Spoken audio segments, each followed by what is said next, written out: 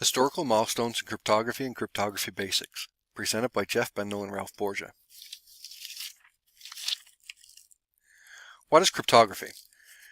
Cryptography is the process of creating written or generated codes that allow information to be kept secret by converting the data into a format that is unreadable to unauthorized users.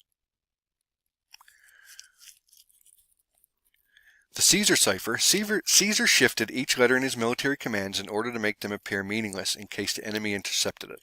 To use the Caesar cipher, you would need to know the shift. In Caesar's case, it was 3. To encrypt a message, you would apply the shift to each letter in the original message. This message is then sent to one of his commanders openly.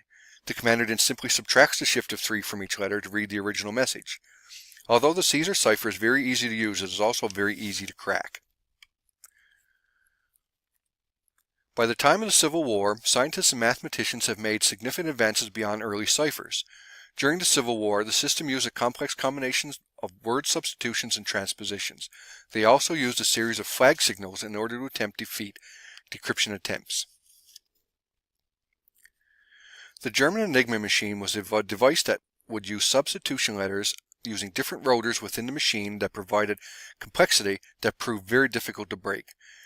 The receiving machine would need to have the Enigma machine set up the same way as the sender in order to decode the message.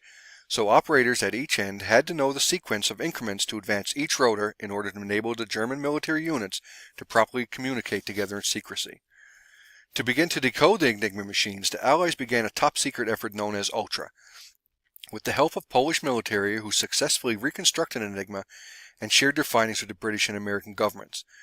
The code was finally broken in 1940, and historians credit this victory as playing a significant role in the eventual defeat of the Germans. The goal of cryptography is to protect communication and data so that intended individuals can understand the content being sent. To do this, we need to meet 4 fundamentals: confidentiality, authentication, integrity, and non-repudiation. So, say your boss sends you a message telling you that you will receive a raise and it's encrypted. Encryption methods can ensure that it really came from your boss and that someone didn't alter it before it arrived to you, and that no one was able to read the message as it traveled over the network. It also lets you know that you or your boss cannot deny receiving or sending the message.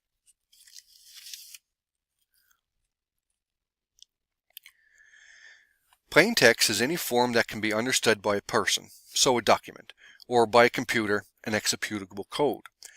Once the plain text is encrypted, it is known as a ciphertext, which is a text that neither humans nor machines can properly process until it is decrypted. Okay, from this part of the presentation, I'll be the one presenting. My name is Ralph, and let's start with cryptographic mathematics.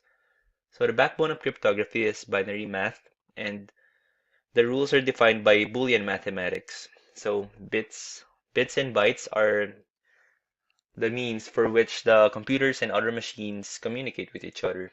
And for encryption and decryption, the logical operations AND, NOT, OR, and XOR are used. Here's a brief explanation of these operations. So for NOT, the output would just be the inverted input. So if the input is 0, it becomes 1, and if the input is 1, it becomes 0. And for AND, the only time that you'll get a 1 in the output is if all the inputs are 1. For OR, on the other hand, you get a 1 when you have at least one 1 in the input, as seen here. And for XOR, it's a little different.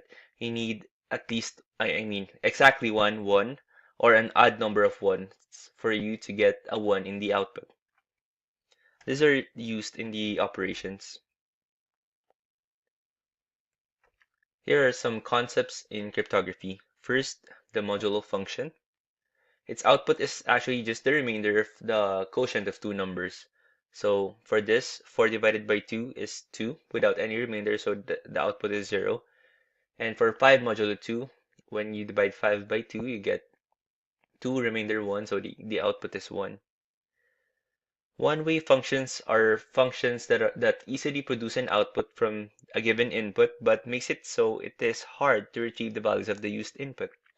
So the example I gave here, 2 raised to x modulo 127 is equal to 16.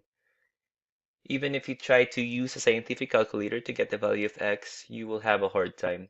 But since I was the one who made this equation right here, I know that the value is 11. Okay, so random values that are used as placeholders in the encryption process are referred to as nonce. And zero-knowledge proof is a mechanism that can be used to prove the ownership of an information without revealing the information itself to a third party. So an example of this is the security service companies presenting their certifications without really demonstrating how they do their security plans. And split knowledge refers to the separation of duties or division of privileges among multiple people. So an example is key escrow. And the work function describes the strength measurements of cryptographic system. Generally, higher value of work function equals tougher crypto system. Here are some terms and some discussion in ciphers. First, codes versus ciphers. So codes are just a conversion of full plain text words or phrases for ease of communication. And ciphers are converted messages that are meant to hide or to keep secret the message or the information. So an example is SOS. It's a code that means help, and this here represents a ciphered text. Ciphers that operate and apply the encryption algorithms on chunks of data are called block ciphers, and ciphers that operate on one bit of a message at a time are called stream ciphers. It is notable that some ciphers operate on both blocks and on bits at a time, so they can be both block ciphers and stream ciphers at the same time. So two operations well utilized by cryptographic algorithms are confusion and diffusion. So this one's confusion and this one's diffusion, but they're just pictures representing representing these two operations. So confusion is caused by obscurity of the relation between the input text and the ciphertext. So it makes it when the relation is extremely hard to crack, this causes confusion. And diffusion is caused by propagation of multiple changes in the ciphertext due to a change in the input text. So just a slight change in the input text can lead to a lot of differences or a lot of changes in the output. Transposition cipher. So transposition cipher rely on algorithms for the rearrangement of the characters of the plain text message to form the ciphertext. So here's an example. The message is meet me at midnight, and it's meet me at midnight right here. This is a columnar transposition, and the output becomes this one right here.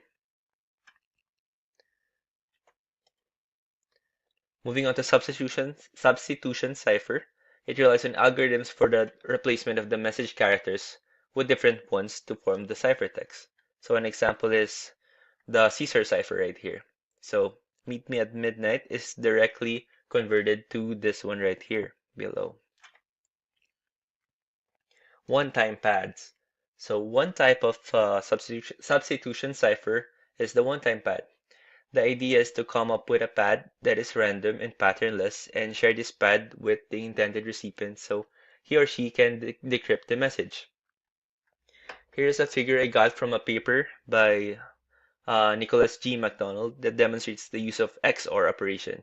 So the operations we discussed earlier are used bitwise. So see here, say the plain text message is 00110101, and we agreed with this pad, this secret key. It is 111000011. So we get this ciphertext of 11010111.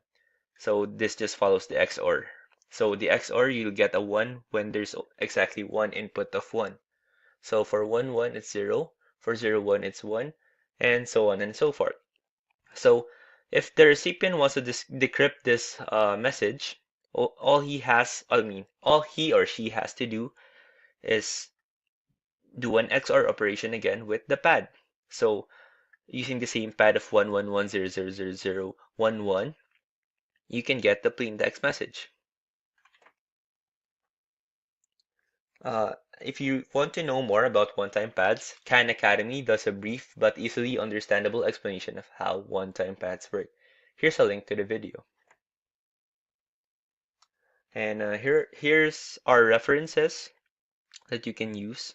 You can check out. And that's about it. I hope you really learned a lot and enjoyed our presentation.